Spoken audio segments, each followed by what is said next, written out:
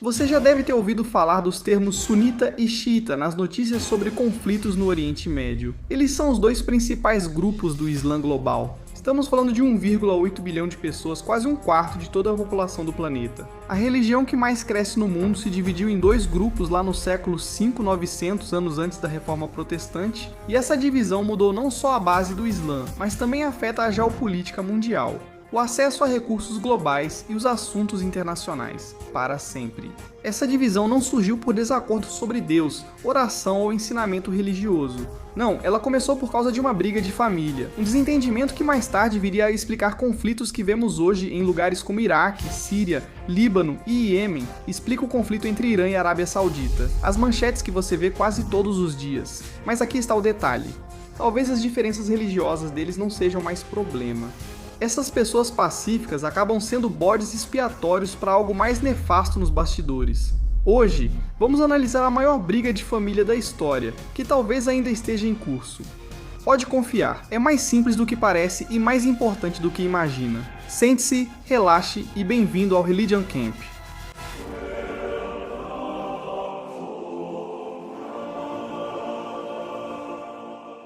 E aí pessoal, bem-vindos de volta ao Religion Camp, sou Mark Gagnon, obrigado por estarem na minha tenda. Semanalmente, exploramos as histórias mais interessantes e polêmicas do mundo, de todas as religiões ao longo do tempo, sempre tentando desvendar todos os ensinamentos secretos e conhecer plenamente o que é compreender o divino.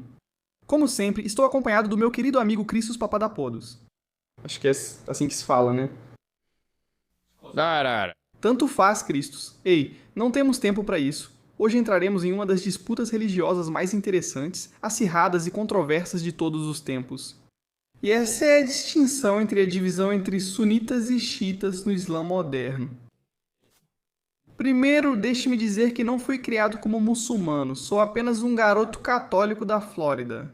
Ok, algumas coisas sobre isso. Vou errar várias palavras. Desculpe, minha pronúncia árabe não é perfeita, mas farei o meu melhor. Em segundo lugar, não conheço todos os detalhes e nuances políticas. Pesquisei bastante para entender o assunto. Mas se eu errar alguma coisa, por favor, fique à vontade para deixar um comentário, me avisar, me corrigir. Eu posso fazer um adendo em um vídeo futuro. Então, se eu errar alguma coisa ou se eu deixar algo de fora, por favor, só me avise. Eu estou abordando isso de boa fé e tentando entender por que essa distinção existe e por que e como ela afetou o cenário político do nosso mundo hoje. Agora, se você está ouvindo isso como um cristão ocidental como eu, provavelmente está familiarizado com cismas religiosos, certo? Existem a Igreja Católica Romana, a Igreja Ortodoxa Oriental, os protestantes e várias denominações entre elas. Essas são distinções dogmáticas religiosas que ocorreram dentro da Igreja ao longo dos anos, e todas elas vêm da mesma raiz, o próprio Cristo. No entanto, elas diferem em alguns pontos importantes sobre o que significa ser um seguidor de Cristo. Algumas igrejas reconhecem as outras, algumas não reconhecem as demais. E de maneira parecida, porém um pouco menos favorável aos ocidentais, o Islã teve uma grande divisão logo no início da organização de sua fé, o que acabou dividindo a religião em duas principais facções. E essas facções não só persistem há 1400 anos, mas ainda afetam muito o mundo em que vivemos hoje. Agora você provavelmente já ouviu esses termos, sunita e xiita, e talvez estejam falando sobre os conflitos no Iraque ou as tensões entre Irã e Arábia Saudita. O repórter diz algo como: "Ah, essa divisão sunita-xiita", como se isso explicasse tudo. E eu, ignorante em casa, penso: realmente, essa é uma grande divisão. No fundo, sempre fico sem entender o que está acontecendo. Muita gente não sabe o significado dessas palavras nem a diferença entre elas. Então vamos explicar. Sunita e xiita são os nomes de duas facções em que o Islã se dividiu, muçulmanos sunitas e xiitas, também conhecidos como muçulmanos xiitas, como às vezes os ocidentais chamam.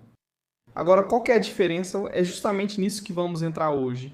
A boa notícia é que isso é na verdade mais simples do que você imagina, mas provavelmente também muito mais importante do que você pensava inicialmente. Agora, olha só que impressionante nisso tudo. Estamos falando de 1 bilhão e 800 milhões de pessoas, quase um quarto de toda a população da Terra. Para mim, isso só reforça ainda mais o principal motivo de eu fazer esse programa. Porque tenho paixão e desejo de entender a humanidade e me conectar com outros seres humanos neste planeta maravilhoso. E eu não acho que seja possível fazer isso sem entender o Deus, a religião e a filosofia que eles seguem. Então, ao considerar a escala e o alcance do Islã no mundo moderno, quero dizer 1 bilhão e 800 milhões de pessoas que organizaram suas vidas em torno dessa religião. Acho que é algo importante de entender agora. Desses 1 bilhão e 800 milhões, eles estão divididos entre sunitas e xiitas. Entender isso é como tentar compreender política global sem saber a diferença entre democratas e republicanos nos Estados Unidos. Só que o que está em jogo é maior, e a história vai ainda mais longe no passado. A verdade é que essa divisão aconteceu tão cedo na história islâmica que vem moldando eventos mundiais há séculos, literalmente. Estamos falando do ano 632 d.C. Para você ter uma ideia, essa divisão é mais antiga do que o cisma entre a Igreja Católica Romana e a Igreja Ortodoxa Oriental, ou o protestantismo. Ela antecede a reforma em quase 900 anos. É aqui que as coisas ficam interessantes. Porque, diferente de outras divisões religiosas, essa não surgiu por discordâncias sobre Deus, oração ou ensinamentos religiosos. Ela começou por algo muito mais humano, de certa forma, e até mais fácil de se identificar, meio que um problema de sucessão, uma espécie de briga de família. A divisão no Islã ocorreu após a morte do profeta Maomé, que a paz esteja com ele, e já deixo esse desejo para o episódio todo. Para manter o fluxo não direi isso sempre, mas deixo aqui meu respeito a ele. O restante dos muçulmanos na época e as outras lideranças muçulmanas não conseguiam chegar a um acordo sobre quem assumiria o papel de líder. Pense assim, sabe quando um CEO se aposenta e rola aquele drama sobre quem vai assumir a empresa? O conselho pode preferir um candidato, enquanto a família acha que outro merece. Imagine se essa empresa fosse a religião que mais cresce no mundo. E a luta pela sucessão não determina só quem vai comandar as coisas, ela molda as crenças e, de certa forma, a prática de bilhões de pessoas pelos próximos 1500 anos. E é exatamente isso que acontece quando o profeta morre no ano 632 d.C. Ele havia construído esse movimento incrível que uniu a maior parte da Península Arábica sob o Islã. Havia conversões em todos os lugares e o comércio prosperava, mas de repente o líder partiu sem deixar um plano de sucessão claro. Agora Muhammad não era apenas um líder religioso qualquer na comunidade islâmica primitiva. Ele era tudo em uma só pessoa. Ele era o profeta, um líder político, um comandante militar. Ele recuperou Meca e devolveu a Kaaba à sua ordem correta. Ele era um juiz, quero dizer, você pode imaginar. Ele era tudo para as pessoas dessa região naquela época. Quando ele morreu, não era só sobre quem lideraria as orações de sexta-feira. Era algo muito maior. Quem vai comandar toda a nossa nova civilização, nos liderar e nos guiar pelo caminho certo? E é aqui que a nossa história realmente começa, porque a forma como esse problema foi resolvido criou uma linha de divisão que ainda existe no Oriente Médio hoje e influencia a política global. E surge em nosso feed de notícias de algum jeito, muitas vezes sem percebermos. Então, a primeira pergunta que você pode fazer é: por que os filhos de Maomé não assumiram quando ele morreu? Quero dizer, esse seria o tipo mais óbvio de sucessão, certo? O pai passa para o filho. Então, como sabemos, Maomé teve 3 filhos. Ele teve muitos filhos, mas especificamente 3 filhos. E desses 3 filhos, todos eles haviam falecido antes da morte do profeta. Então, eles não poderiam estar presentes para a sucessão. Então, o que acontece depois? Algumas pessoas achavam que a resposta era óbvia. Achavam que Ali, primo e genro de Maomé, deveria liderar. Quero dizer, ele era da família, foi um dos primeiros a se converter ao Islã. Já tinha provado ser um guerreiro e um companheiro leal. E do ponto de vista deles, a liderança deveria permanecer na linhagem sanguínea do profeta, certo? Quero dizer, isso faz sentido. Outros discordaram, defendendo que a comunidade escolhesse o mais qualificado, independentemente de laços familiares. E eles acreditavam que Abu Bakr, amigo próximo e sogro de Muhammad, era quem deveria assumir. Abu Bakr era mais velho, um pouco mais respeitado, e tinha sido o companheiro de confiança de Muhammad desde o início. Algo importante, ambos os lados eram crentes sinceros, tentando agir conforme achavam que o profeta gostaria. Não era sobre mocinhos e vilões, mas como uma reunião de família intensa em que todos querem o melhor, mas discordam sobre como conseguir isso. E assim a comunidade acabou escolhendo Abu Bakr, e essa decisão dividiu o Islã para sempre. Aqueles que aceitaram essa escolha ficaram conhecidos como muçulmanos sunitas, seguidores da Sunna ou tradição do profeta. E aqueles que acreditavam que Ali deveria ter sido, você sabe, o verdadeiro líder escolhido, tornaram-se xiitas, que literalmente significa o partido de Ali. Inicialmente você pode pensar, eles discordaram sobre uma decisão de liderança tomada há 1400 anos, mas por que isso ainda importa hoje? Bem, o lance da história é o seguinte. Pequenas decisões podem ter consequências enormes, especificamente o efeito borboleta e o efeito em cascata, como você sabe, ao longo dos anos. Isso não era apenas sobre quem lideraria por alguns anos aqui e ali. Era sobre estabelecer um precedente de como a liderança islâmica funcionaria para as gerações futuras. Porque depois que esse novo líder, você sabe, Ali ou Abu Bakr, assume e depois parte, para onde vai a partir daí?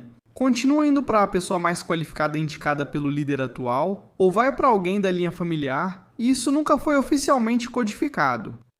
Esse precedente definiria como funciona a autoridade religiosa no Islã e quem pode interpretar a lei islâmica. Com o tempo, qual deve ser a relação entre o poder político e o religioso, e se a liderança deve vir pela linhagem sanguínea ou pela eleição da comunidade são questões fundamentais, e há outras. Tudo remonta ao dia em que o Islã perdeu o profeta, aquele momento em 632 d.C.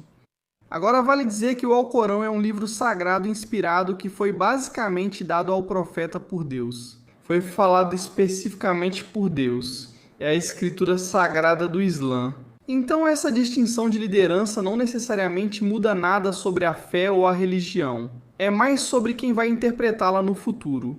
E se surgir algo novo, como IA ou algum tipo de intermediário estranho de apostas, quem vai interpretar? Se os muçulmanos podem seguir essa lei ou não. Então, hoje, vamos analisar um dos maiores desacordos da história moderna. Vamos explicar como uma disputa de secessão virou uma divisão religiosa e como a geografia complicou ainda mais. E como essa divisão antiga explica alguns conflitos que estão acontecendo agora, não só no Oriente Médio, mas até mesmo na sua própria cidade. Essa rivalidade não foi só um desentendimento, mas uma disputa que dividiria o mundo e, para sempre, a religião que mais crescia. Vamos analisar esse momento. 8 de junho de 632 d.C., o profeta acabou de morrer inesperadamente em Medina, que fica na atual Arábia Saudita. Ninguém nunca confirmou realmente como ele faleceu, apenas que foi após uma breve doença e alguns suspeitam que talvez tenha sido febre. Há até uma tradição que diz que ele foi envenenado por uma mulher, mas até isso é disputado, se foi simbólico ou literal. O profeta faleceu e a comunidade islâmica está em choque. Esse cara uniu tribos em guerra na Arábia, criou uma civilização e um movimento que se espalhava mais rápido que fogo em mato seco. E agora ele se foi, e de repente ninguém sabe o que vai acontecer em seguida, e as coisas, como você pode imaginar, ficam confusas bem rápido. Maomé não tinha um filho que sobreviveu até a idade adulta, como dissemos, então ele não tinha um herdeiro direto. Ele também não nomeou um sucessor fora da família para a sua linhagem. Então, ele nunca escreveu algo como: "Ei, aqui está quem deve liderar depois de mim." Também não deixou testamento ou instrução clara após sua morte. Então, os líderes da comunidade basicamente ficam se olhando tipo, certo, e agora? Então, em questão de horas, literalmente horas, dois grupos começam a se formar e é aí que você percebe o quão humano tudo isso realmente é. O primeiro grupo agora se reúne em torno de Ali. Ele não era qualquer pessoa, era extremamente próximo do profeta. Ele era primo de primeiro grau de Muhammad, criado por ele como um filho. Ele se casou com Fátima, filha de Muhammad, tornando-se primo e genro de Muhammad. Isso é o mais próximo possível. O cara foi uma das primeiras pessoas a se converter ao Islã quando ainda era apenas uma criança. Ele lutou ao lado de Muhammad em todas as grandes batalhas e, segundo relatos, mostrou ser guerreiro e líder. Para os apoiadores de Ali, a escolha parece óbvia: manter a liderança na família. Muhammad amava e confiava nele. Além disso, tem algo que simplesmente parece certo para as pessoas sobre a sucessão por linhagem sanguínea. É algo intuitivo, é direto. E é assim que a maioria das sociedades funcionou por, você sabe, milhares de anos, especialmente naquela época, e sinceramente, é como muitas delas ainda funcionam hoje em dia. Mas aqui está a questão. Enquanto o povo de Ali estava defendendo seu ponto de vista, outro grupo estava se movendo rapidamente, e o grupo 2 estava se reunindo em um lugar chamado Saqifá. É basicamente uma área coberta onde as tribos locais de Medina resolviam seus assuntos. Agora, não falam de Ali, mas sim de Abu Bakr. Abu Bakr era completamente diferente em termos de candidatura. Ele era o amigo mais próximo de Muhammad, seu sogro e um dos seus conselheiros mais confiáveis. Esse foi quem Muhammad escolheu para liderar as orações quando estava doente demais. Abu Bakr era mais velho, experiente e esteve presente desde o início do movimento islâmico. Aqui fica interessante. Politicamente, ambos os lados tinham ótimos argumentos para seus candidatos. Os apoiadores de Ali, o primeiro grupo diria: a família de confiança deu a Ali responsabilidades especiais. Manter a liderança na linhagem familiar traz continuidade e legitimidade. O segundo grupo apenas tinha outra visão sobre as qualificações. Apoiadores de Abu Bakr afirmariam: não é um reino, não praticamos governo hereditário. Nós escolhemos nossos líderes com base em quem é mais qualificado, em quem a comunidade confia, em quem realmente pode fazer o trabalho da melhor forma. E nós não escolhemos líderes pelo nascimento ou por quem era o pai deles. Nós os escolhemos com base no mérito e em quão bons eles são para liderar nosso califado. Então nenhum dos lados estava exatamente errado, eles só tinham ideias diferentes sobre como a liderança deveria funcionar. E você sabe, isso é algo razoável. Você pode imaginar, tipo, um reino na Inglaterra, certo? E pensar, tudo bem, o rei morreu, sabe? Nós trazemos o filho dele? Ou elegemos alguém? Como um general realmente competente que entende de política. É assim, veja, ambos poderiam funcionar. Mas como tudo na vida, o que importa é o timing. E Abu Bakr, que é o grupo 2, eles agiram mais rápido. Enquanto alguns apoiadores de Ali ainda cuidavam dos preparativos do funeral de Muhammad, a Saqifa aconteceu rapidamente e Abu Bakr foi escolhido como o primeiro califa, que literalmente significa o sucessor. O povo de Ali se sentiu pego de surpresa, acreditando que a decisão deveria ser comunitária, mas pareceu uma manobra política. Imagine chegar à reunião de família sobre o testamento do avô e descobrir que seus primos já tinham feito uma reunião ontem e dividido tudo. Sem você, e você provavelmente ficaria um pouco irritado agora, o crucial aqui é entender o seguinte. Enquanto os seus apoiadores ficaram furiosos, com certeza, Ali mesmo não começou uma guerra por causa disso. Ele ficou chateado, mas Ali, após cerca de 6 meses, aceitou publicamente a liderança de Abu Bakr pela unidade. O que é, quero dizer, sendo justo, uma atitude bastante humilde, para ser honesto. E esse é um bom momento para lembrar que esses não eram apenas grupos políticos, eram pessoas sinceras. Eles eram unidos por uma fé, por uma crença em Alá, tentando descobrir o que era melhor para suas comunidades. Ali poderia ter dividido o mundo islâmico já em 632, criando uma nova facção e iniciando uma guerra. Em vez disso, ele escolheu a unidade em vez de insistir no que considerava sua reivindicação pessoal à liderança. Mas as pessoas que o apoiavam, elas não seguiram em frente tão facilmente. Eles ficaram conhecidos como Shiat Ali, Partido de Ali ou Shiitas, para abreviar.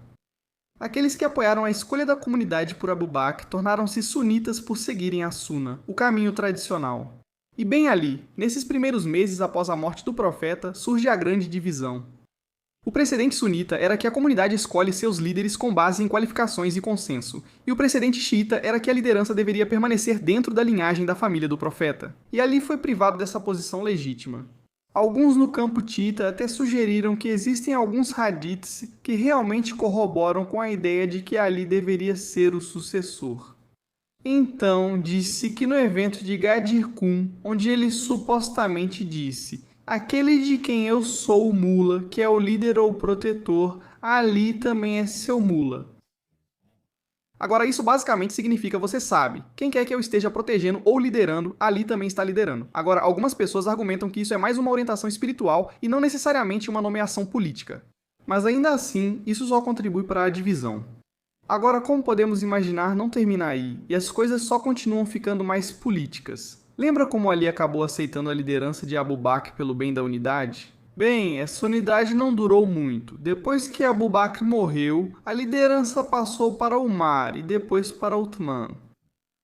E os apoiadores de Ali continuaram esperando que o seu líder tivesse a vez dele. E então, finalmente, em 656 d.C., 24 anos após a morte do profeta, Ali foi efetivamente nomeado para se tornar o quarto califa. Mas naquela época, o dano já havia ocorrido. Essas 2 décadas de espera geraram grande ressentimento entre as facções. Quando Ali assumiu a liderança, enfrentou desafios imediatos à sua autoridade. Houveram guerras civis e assassinatos políticos. E, por fim, o próprio Ali foi assassinado em 661 d.C. E é aqui que a história toma um rumo sombrio. Isso mudaria tudo o que veio depois. Após a morte de Ali, seu filho, Hussein, neto de Muhammad, tentou reivindicar a liderança. Novamente surge o problema da sucessão. O grupo de Ali defendia que ficasse na família, enquanto o de Abu Bakr queria o mais competente. Porém, os ventos políticos mudaram. O establishment sunita controlava o poder e não queria devolvê-lo à família de Ali, pois isso criaria um precedente para manter o poder na família para sempre. Assim, em 680 d.C., Hussein e um pequeno grupo de seguidores foram cercados por um exército sunita muito maior em um lugar chamado Karbala. No atual Iraque, Hussein foi morto junto com a maioria de seus companheiros. Para os muçulmanos xiitas, isso não foi apenas uma derrota política, foi um martírio que viria a definir toda a sua identidade. Pense em como os cristãos lembram da crucificação ou como os americanos lembram do 11 de setembro. Para os Shiitas, Karbala se tornou esse tipo de marco decisivo. Isso provou na mente deles que os líderes legítimos do Islã, a própria família do profeta, haviam sido perseguidos e assassinados por pessoas que eles viam como ilegítimas. Pode-se dizer isso. Acreditar que seus líderes foram escolhidos divinamente muda sua visão sobre liderança e o quanto você se importa com quem está no comando. E então, quando eles são, você sabe, assassinados por seus inimigos, isso muda o quão duramente você pode reagir. Os xiitas acreditavam que só descendentes da filha de Maomé, Fátima, poderiam ser líderes legítimos da religião. Eles eram os escolhidos, eram guiados divinamente, tinham sido inspirados por Deus, eram esses líderes, os imames, esses são aqueles que Deus chamou agora. Os sunitas olharam para isso e disseram: opa, opa, opa, opa, opa. Não é assim que isso funciona. Para eles, a autoridade religiosa vem do conhecimento do consenso da comunidade e do seguimento das tradições de Maomé, sem necessidade de linhagem especial para acesso a Deus. Alá não funciona assim. Estude o Alcorão, entenda a lei islâmica e conquiste a confiança da comunidade. Dito isso, os sunitas não acreditavam no mesmo tipo de designação divina do califa que os xiitas. Tudo se resume a esse desacordo fundamental e, na minha opinião, ambos os lados poderiam funcionar. É só questão de qual funcionou, sem contar o que os sunitas dizem. Já estabelecemos que Abu Bakr é a pessoa que vai assumir, então será a pessoa que a comunidade escolher em seguida. Os xiitas creem em uma sucessão contínua de líderes divinamente guiados a partir do profeta, enquanto os sunitas defendem o saber coletivo e decisões comunitárias, também iniciando com o profeta, mas não necessariamente ligados por sangue. Essa diferença na autoridade religiosa causaria todas as outras diferenças também. Se você entrar em uma mesquita xiita na hora da oração, pode notar algo diferente. Muitos muçulmanos xiitas colocam a testa em pequenos tabletes de argila, chamados turba, ao se prostrarem na oração. Esses tabletes geralmente são feitos de argila, de locais sagrados como Karbala, onde Hussein foi morto. Os sunitas costumam usar tapetes de oração ou rezar diretamente em chão limpo. Para eles, os tabletes de argila podem ser desnecessários. Deus não se importa com o que sua testa toca, apenas com a pureza do coração. Não é uma grande diferença, mas é perceptível. É como denominações cristãs usarem pães diferentes na comunhão, ou variarem o significado dela, ou comunidades judaicas escolherem estilos distintos de cobertura de cabeça. Alguns, sabe, têm a mesma fé central, mas isso se manifesta em práticas um pouco diferentes. Isso significa coisas diferentes para os descendentes desse subgrupo específico, sabe? Então, as diferenças no calendário estão ainda mais diretamente ligadas ao conflito que começou. Por exemplo, os xiitas têm feriados que os sunitas realmente não observam, e vice-versa. O maior para os xiitas é o Ashra. Este é o dia de luto que comemora a morte de Hussein em Karbala. Você verá procissões e encenações rituais da batalha, e às vezes até autoflagelação, enquanto as pessoas expressam seu luto por essa tragédia de 1300 anos. Os sunitas também reconhecem o Ashura, mas para eles é mais sobre jejum e lembrar Moisés liderando os israelitas para fora do Egito no mesmo dia, só que com um foco completamente diferente. Ou pense em Gadir Qum, é quando os xiitas celebram o dia em que Muhammad supostamente designou Ali como seu sucessor. Esta é a citação que eu tinha lido antes. Isso obviamente é algo muito importante para os xiitas, pois valida toda a narrativa histórica deles. Sabe, basicamente o ponto central deles. Os sunitas interpretam as palavras de Maomé de modo diferente, ou não as veem como sucessão clara, ao contrário dos xiitas. Eles encaram isso como orientação espiritual, não como nomeação política para califa.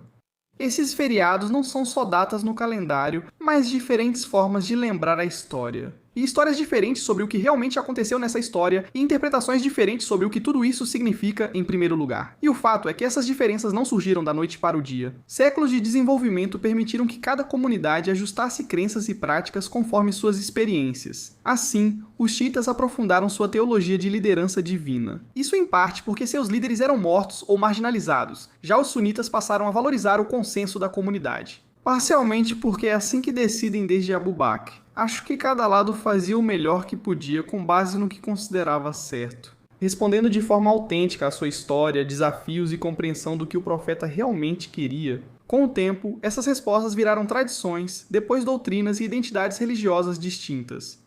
Mesmo com esses avanços teológicos, a divisão ainda era controlável, certo? Sunitas e xiitas ainda conviviam, comerciavam e até um grupo às vezes até governava o outro sem grandes conflitos, pois ambos aceitavam isso. Alá, sabe, precisamos honrar o único Deus singular, monoteísta, e esse é Alá. E todos nós temos grande respeito e reverência pelo profeta, e todos lemos o Alcorão, e isso é tudo o que importa. Mas o conflito crescente nunca foi apenas sobre teologia. Existe um elemento que realmente mudaria todo esse jogo, que na minha opinião é o maior fator X. Isso meio que dita toda a geopolítica, e isso é a geografia. Aqui está algo que pode te surpreender. Cerca de 85 a 90% dos muçulmanos no mundo são sunitas, enquanto apenas 10 a 15% são xiitas. Se você calcular, são cerca de 1,5 bilhão de sunitas e talvez 200 milhões de xiitas no mundo. Esses números explicam por que alguns países aparecem mais nas manchetes. Agora, se você só conhecesse esses números, esperaria isso. Muçulmanos sunitas dominariam as notícias, certo? Afinal, são ampla maioria. Mas não é isso que acontece. Ligue qualquer canal de notícias e você ouve falar, sabe, do Irã, do Iraque, do Hezbollah, países e organizações ligados ao Islã xiita. Bem mais do que se espera de um grupo que representa só 10% da religião. Então, do que se trata? Como quase tudo, isso depende da localização. Agora, aqui está o lance sobre esses 200 milhões de muçulmanos xiitas. Eles não se espalharam pelo mundo todo. Em vez disso, eles permaneceram juntos e acabaram se concentrando em algumas das áreas mais estrategicamente importantes do planeta. Vamos começar pelo principal, o Irã. Hoje o Irã é cerca de 90% xiita, tornando-se o centro indiscutível do islamismo xiita no mundo. Mas o mais louco é o seguinte: o Irã não foi sempre xiita. Durante os primeiros 900 anos do Islã, era majoritariamente sunita. Essa mudança aconteceu em 1501, quando uma dinastia chamada Safávida chegou ao poder no Irã.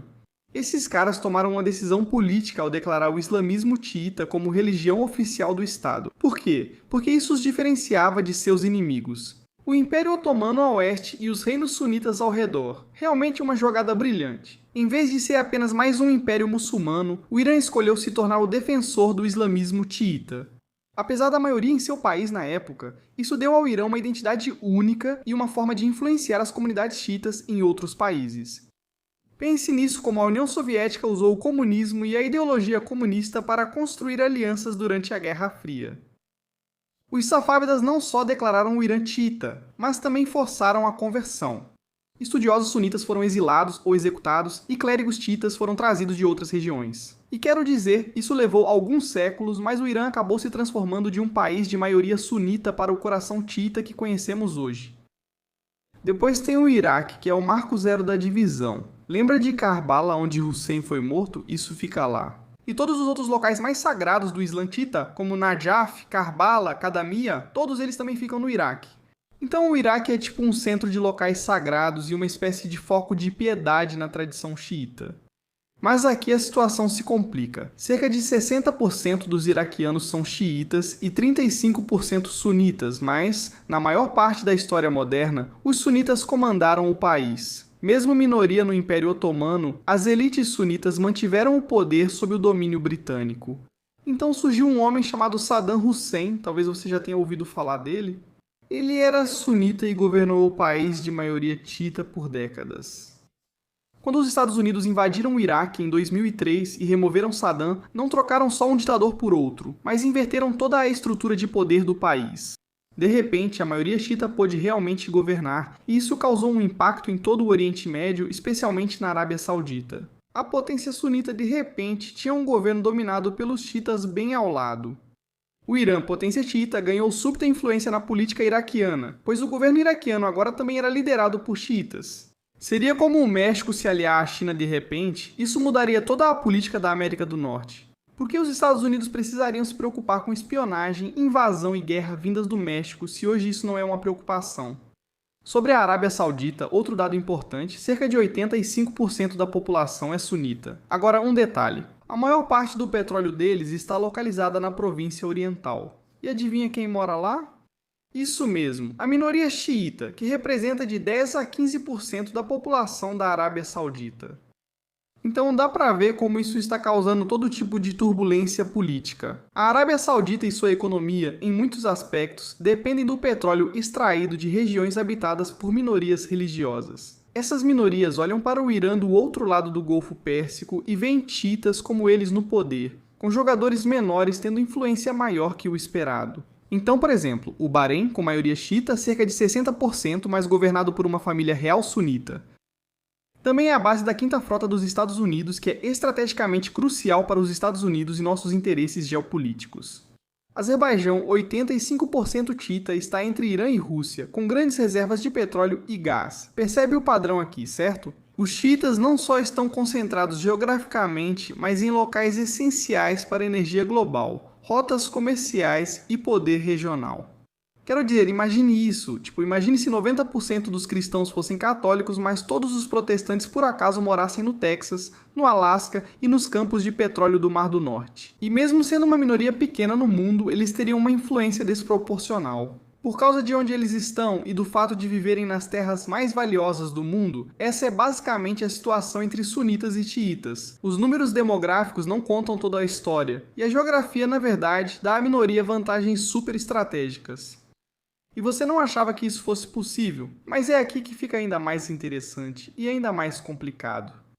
Essas concentrações geográficas vão além da geopolítica moderna, formando sistemas de alianças naturais que ultrapassam fronteiras nacionais. Por exemplo, o Irã não se preocupa apenas com os xiitas em seu próprio país. Eles se veem como protetores dos xiitas em todo lugar, como no Iraque, Síria, Líbano e Iêmen. Onde quer que haja xiitas, o Irã é o protetor. É mais ou menos como Israel se vê conectado às comunidades judaicas no mundo todo.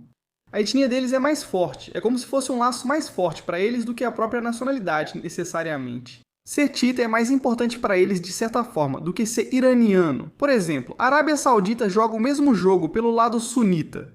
Eles financiam mesquitas e escolas religiosas pelo mundo sunita, e se posicionam como os guardiões do local mais sagrado do Islã. Obviamente em Meca e Medina, você sabe que quando os muçulmanos rezam ao redor do mundo, eles sempre tentam rezar voltados para a direção de Meca. Só para caso você não saiba, isso fica na Arábia Saudita. Então, o que acontece aqui? Nessa situação em que você sabe, conflitos locais se tornam guerras por procuração entre potências regionais, quando a luta na Síria não se trata apenas da Síria. O Irã apoia governos xiitas aliados, enquanto a Arábia Saudita e outras potências sunitas apoiam a oposição. E quando há conflito no Iêmen, a dinâmica é a mesma. Então, o mais louco disso tudo é que muitos desses conflitos, na verdade, não giram em torno de diferenças religiosas, geralmente são mais sobre os grandes poderes. Irã e Arábia Saudita, competindo por influência regional, usam sua identidade religiosa como uma forma de construir coalizões e justificar seu envolvimento na região. Estou tentando pensar, literalmente. Saddam, como um líder sunita governando um país de maioria xiita, estava extremamente preocupado com o Irã porque eles são um país nacionalista xiita. E ele pensou, nossa, o Ayatollah que agora está no Irã consegue controlar meu povo mais do que eu. Mesmo sendo o líder soberano de todo esse povo, eu sou sunita. Eles podem ouvi-lo antes de me ouvir? Você tem aí uma enorme disputa de poder, então vai além da religião, é só poder? É parecido com a Guerra Fria, mas agora é sunita contra xiita, não capitalismo contra comunismo. E assim como na Guerra Fria, os rótulos ideológicos muitas vezes acabam mascarando o que realmente está acontecendo. Certo? Cuba era necessariamente, nós somos os mais comunistas de todos, ou eles só estavam tentando conseguir proteção dessa enorme entidade da Guerra Fria, e Fidel conseguiu fechar um acordo. Mas o que torna as coisas ainda mais complexas na Guerra Fria é que, diferente dos americanos e soviéticos, iranianos e sauditas, na verdade, compartilham uma religião, um profeta, um deus e um livro sagrado. Isso significa que essa competição ocorre dentro da família de fiéis, não entre inimigos ou estranhos. Essas são pessoas que estudam o Alcorão e os Hadiths profundamente durante toda a vida. E isso cria todo tipo de complicação na forma como o resto do mundo, de fora, olhando para dentro, tenta entender o que realmente está acontecendo. Aqui vai uma pergunta surpreendente. Se a divisão sunita-xiita é tão relevante, por que quase ninguém nos Estados Unidos falava disso antes? Nos anos 80, quero dizer, volte e leia jornais dos anos 60 e 70 sobre o Oriente Médio. Você vai ver coisas sobre nacionalismo árabe e socialismo, política do petróleo, conflitos por procuração da Guerra Fria, Israel, claro, mas violência sectária quase não era mencionada. A guerra Irã-Iraque nos anos 80 foi a primeira vez que a mídia ocidental realmente analisou a diferença entre sunitas e xiitas. Agora essas palavras são usadas sempre, como se explicassem todos os problemas. Veja o que a mídia talvez não explique. A maioria dos muçulmanos sunitas e xiitas se dá bem no dia a dia. Ninguém na mídia realmente enfatizava a divisão porque realmente não parecia haver uma grande divisão. Pegue o Líbano como exemplo, você sabe como as notícias estão sempre falando sobre as tensões sectárias libanesas. Aqui está o que eles não dizem. Famílias sunitas e xiitas moram na mesma rua, crianças estudam juntas e adultos trabalham nos mesmos escritórios. E a comunidade muçulmana no Líbano dividiu espaço com cristãos, drusos e maronitas libaneses, e por muito tempo todos coexistiram em grande parte com sucesso. E só quando a Guerra Civil começou no Líbano, no final dos anos 1970, que as facções começaram a importar e, claro, tudo mudou. Ou seja, o Iraque antes de 2003, certo? Esta é a terra de Saddam Hussein, e ele era um ditador brutal, mas a sociedade iraquiana não vivia em constante guerra religiosa. Sunitas e xiitas se casavam entre si. Famílias iraquianas famosas tinham ramos sunitas e xiitas, e os bairros eram misturados. O país é predominantemente xiita. Tinha um cara sunita comandando tudo, sabe? O cara que consertava seu carro podia ser sunita. A mulher que administrava a mercearia podia ser xiita. Ninguém realmente se importava. No dia a dia, na verdade, aqui está algo que pode te surpreender. A ascensão dessa identidade sectária extrema, como conhecemos no Iraque, na verdade aconteceu depois da invasão dos Estados Unidos, não antes. Com o colapso do antigo governo e a guerra civil, as pessoas passaram a se identificar mais segundo essas divisões religiosas. Porque isso se tornou uma forma de encontrar proteção e se organizar politicamente em um momento de extremo caos nacional. Agora, para deixar claro, não é que as identidades sunita ou xiita não fossem importantes para as pessoas antes. É só que elas não eram tão importantes e nem tão divisivas quanto se tornaram depois que os conflitos no país fizeram com que as pessoas sentissem que precisavam se unir, obviamente para proteger suas comunidades e sua fé. Nos Estados Unidos, as pessoas não se viam como nortistas ou sulistas até a Guerra Civil, quando precisaram escolher lados. Até hoje, muitos se identificam como sou do Sul ou sou do Norte. Esse conflito reforça a identidade, que por sua vez alimentou o conflito, gerando um ciclo vicioso.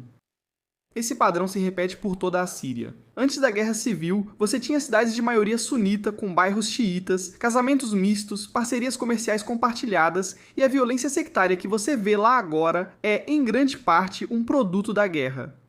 Mas aqui está a questão sobre a cobertura da mídia. O conflito vende e a convivência não. Vizinhos sunitas e xiitas tomam chá juntos e reclamam do trânsito. Isso não vai fazer ninguém clicar no seu site ou comprar um jornal, certo? Mas se você fala, sunita contra xiita, guerra de gangues, aí sim dá audiência, não?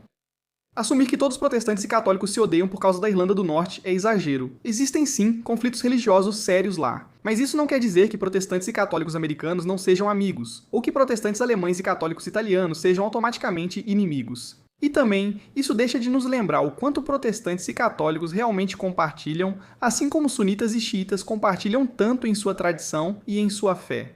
Acho que a comparação com a Irlanda do Norte é perfeita porque mostra como rótulos religiosos mascaram conflitos políticos. Tipo, os conflitos não eram realmente sobre transubstanciação, ou a autoridade papal, ou a divindade da Virgem Maria. Ou tipo, qualquer uma dessas coisas que, de certa forma, Lutero falaria na Reforma, certo? É sobre representação política, oportunidade econômica, identidade nacional, sabe? Alianças com a Grã-Bretanha. Tipo, a religião era como o uniforme do time, mas o jogo de verdade era sobre poder. O mesmo ocorre no Oriente Médio. Guerras sectárias muitas vezes refletem a disputa entre Irã e Arábia Saudita por influência regional. E eles, de certas formas, utilizam a identidade religiosa para formar coalizões e justificar esse envolvimento. Mas a competição subjacente é apenas geopolítica clássica, quero dizer, olhe para o Iêmen, certo? A mídia costuma retratar como rebeldes xiitas apoiados pelo Irã contra um governo sunita apoiado pela Arábia Saudita. Mas os Houthis e os chamados rebeldes xiitas de quem estamos falando são na verdade de uma seita xiita que é bem diferente dos xiitas iranianos. Eles reivindicam mais representação política e menos marginalização econômica, não diferenças teológicas com os sunitas. Então o Irã começou a apoiá-los, não por causa de uma solidariedade religiosa profunda, mas porque apoiar os Houthis dava ao Irã uma forma de pressionar a Arábia Saudita e comprometer recursos militares sauditas. Isso é uma jogada estratégica, não uma jogada espiritual. Que as pessoas, sabe, os imãs estão passando pelo Alcorão e dizendo, tipo, precisamos, sabe, ensinar a interpretação islâmica do Alcorão ou dos hadiths. É como dizer, ei, vamos pressionar esse governo. Síria, mesma coisa. Bashar al-Assad nem é xiita, mas alauíta, um ramo diferente do Islã que alguns muçulmanos nem consideram islâmico. Isso é outra história. Falamos disso outro dia. Mas o Irã apoia ele, não por afinidade religiosa, mas porque a Síria é o caminho deles para influenciar o Líbano, e é o principal aliado deles na região. Vamos dar uma pausa, certo? Sei que foi muita informação política e religiosa para absorver. Eu meio que sinto que preciso de um quadro de cortiça com alfinetes ou algo assim só para tentar entender isso. Não é uma conspiração, mas é complicado. O triste é que a família muçulmana comum do seu bairro se preocupa mais com as notas dos filhos e em pagar contas do que com isso. Diferenças teológicas de 1400 anos atrás. Da mesma forma, a típica família cristã americana hoje se preocupa mais com a hipoteca do que com a guerra dos 30 anos ou algo parecido. Então aqui vai um choque de realidade baseado na minha experiência pessoal. Eu já estive em alguns países muçulmanos na minha vida. E sabe sobre o que as pessoas realmente discutem? Futebol, política, shawarma, Hamas. Tipo, se os filhos devem ser médicos, virar advogados, coisas assim, coisas de gente. Sim, a identidade religiosa obviamente importa. Não estou minimizando isso de forma alguma. Ela influencia como as pessoas votam, como formam sua cultura, com quem podem querer se casar, quais feriados. Mas a separação entre sunitas e xiitas não é essa guerra tribal total e avassaladora, como as notícias muitas vezes tentam fazer parecer. A questão é que, quando os conflitos realmente acontecem, seja no Iraque, Síria ou Iêmen, as diferenças religiosas se tornam uma maneira conveniente de organizar os lados e motivar os combatentes. E pressionar diferentes governos. E diferentes governos vão usar essas questões como formas de pressionar outros governos. Mas, de repente, essas disputas teológicas de séculos atrás se tornam gritos de guerra e bodes expiatórios para batalhas políticas modernas, e a mídia adora esse ódio religioso antigo. Porque é simples e meio que explica tudo de uma forma muito clara. Sunita, xiita, parece algo exótico, sabe? Um conflito fundamental, uma divisão. Em vez de potências regionais disputando influência e usando religião para mobilizar, o que é bem mais chato. Mas a história simples não é a verdadeira história. A verdadeira história é um pouco mais bagunçada e mais humana, e sinceramente, de certa forma, mais otimista. Porque se esses conflitos fossem realmente sobre diferenças religiosas irreconciliáveis que remontam a 1400 anos, então não haveria esperança de estabelecer a paz. Mas se eles tratam principalmente de política, poder e recursos, com governos no topo mais preocupados com o poder. Bem, então esses são problemas humanos que os seres humanos já descobriram como resolver antes. A tragédia é que, quando conflitos políticos se misturam com identidade religiosa, eles ficam muito mais difíceis de entender. Porque agora você não está apenas discutindo política, você está discutindo sobre quem representa a verdadeira fé, quem está realmente traindo seus ancestrais e quem Alá realmente apoia. É meio como, sabe, negócio de família, quando você discute com um colega. Você não está apenas tendo uma divergência profissional. É como se você estivesse discutindo com sua irmã, aquela irmã com quem você cresceu, e essa é a sua irmã que você conhece desde sempre. Ela sempre fazia aquilo que você sabia, algo bem pessoal. Isso contribuiu para a disputa de sucessão do século VII virar uma confusão geopolítica no século XXI. Então, entender a raiz dessa divisão e por que ela aconteceu é definitivamente fundamental para entender por que o Oriente Médio é do jeito que é. Pelo menos em relação à população muçulmana, sem considerar outras religiões da região, o arabismo ou algo assim. A divisão inicial no Islã ajuda a entender melhor questões atuais e como estão ligadas à religião. E isso meio que contextualiza a geopolítica de hoje. Então vamos dar uma olhada em como alguns desses jogos geopolíticos estão acontecendo atualmente. Veja a Guerra Civil da Síria, que começou em 2011. Inicialmente não era esse conflito sectário. As pessoas protestavam contra Bashar al-Assad e seu regime ditatorial, exigindo reformas políticas e oportunidades econômicas. Manifestantes eram sunitas, cristãos, alauítas, curdos e outros cansados do governo. Então as potências regionais intervieram. O Irã viu Assad como aliado, rota de influência ao Líbano e conexão com o Hezbollah. Não podia deixá-los cair. Então o Irã começou a enviar dinheiro e armas, e eventualmente conselheiros militares para a Síria. A Arábia Saudita e outros estados do Golfo viram nisso uma chance de enfraquecer a influência do Irã e talvez conseguir um governo sunita aliado em Damasco. Eles passaram a financiar grupos rebeldes, transformando um protesto por empregos e liberdade em uma guerra por procuração entre Irã xiita e Arábia Saudita sunita. Os rótulos religiosos passam a ser formas de organizar apoio interno e internacional, mesmo que isso não seja necessariamente a causa do conflito. Esse padrão também ocorre no Iêmen. Os Houthis, minoria xiita, iniciaram a rebelião por se sentirem marginalizados pela maioria sunita. Tinham queixas legítimas sobre representação política e desenvolvimento econômico, comuns a grupos minoritários de qualquer país. Quando o Irã viu chance de pressionar a Arábia Saudita apoiando os Houthis, e a Arábia notou um grupo apoiado pelo Irã tomando conta de seu país vizinho. Como uma ameaça existencial, isso passa a parecer uma guerra sectária. No entanto, trata-se mais das duas superpotências regionais usando o Iêmen como campo de batalha. O Iraque é talvez o exemplo mais claro. Os Estados Unidos removeram Saddam em 2003 e o novo governo de maioria xiita passou a estreitar laços com o Irã. Eles compartilham fronteira, religião e uma história de opressão sob domínio sunita.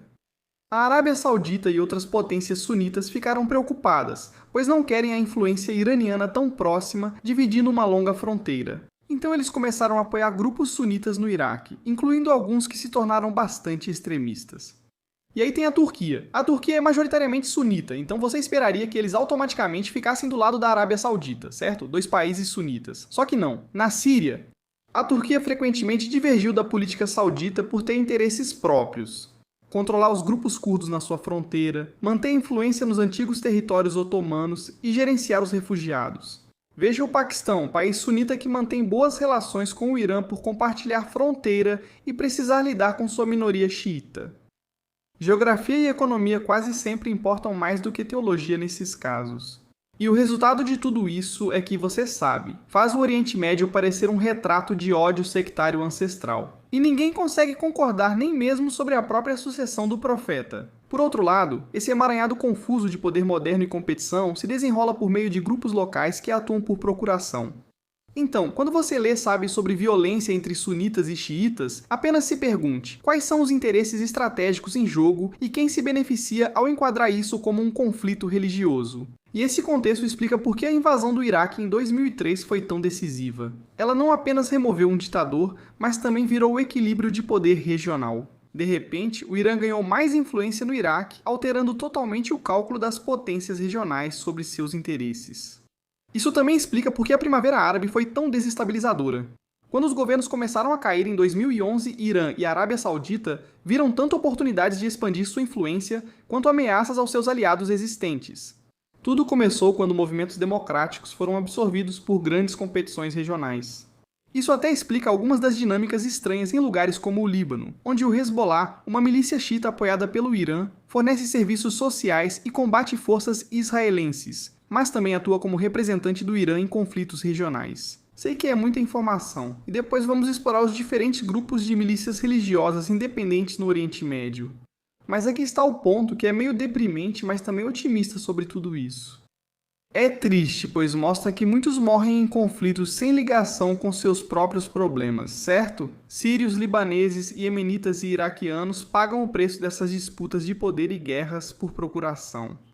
Mas também é esperançoso, pois mostra que esses conflitos não são fundamentais nem apenas sobre diferenças religiosas irreconciliáveis. Isso significa que, com sorte, um dia eles poderiam ser resolvidos por soluções políticas, governança, instituições inclusivas, negociação ou divisão de poder. Essa é basicamente a verdadeira história, pelo que entendo. Então, ao ver essas manchetes, busque os interesses estratégicos por trás dos rótulos religiosos. E você entende por que essa rivalidade familiar de 1400 anos ainda molda o mundo hoje. Então é isso, a divisão sunita-xiita explicada, espero que sem muito jargão acadêmico. Eu fiz o meu melhor.